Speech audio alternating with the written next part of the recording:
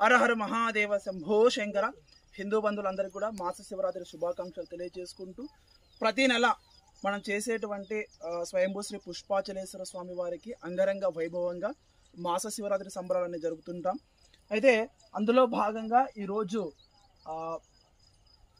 పాల్గొన మాసంలో మాస శివరాత్రి సంబరాలకి స్వామివారి తోటలోనే మనము పూలు కోసుకోవడము, పూలు అలాగే పండ్లు, అక్కడ చూసినట్టయితే ఉసిరికాయలు స్వామివారి తోటలో నుంచే అవి కింద పడినాయి.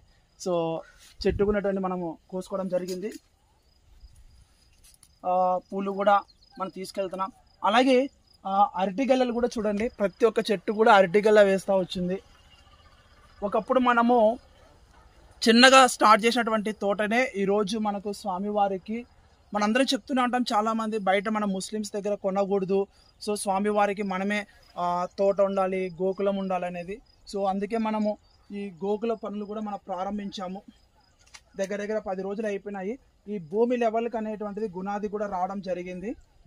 సో నెక్స్ట్ 2-3 రోజుల తర్వాత కూడా మళ్ళీ పనులు అనేటువంటి యథావిధిగా కొనసాగుతున్నాయి. ఇవన్నీ ఇట్లా చెప్పారు.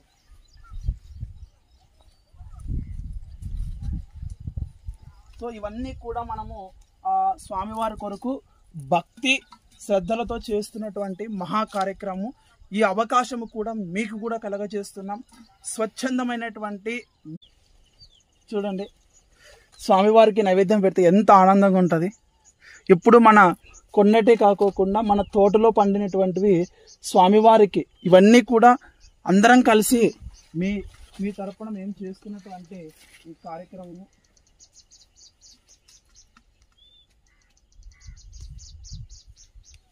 పూలు కూడా ఇవేంటంటే ఎండలకి చాలా ఎండగాలిపోతున్నాయి.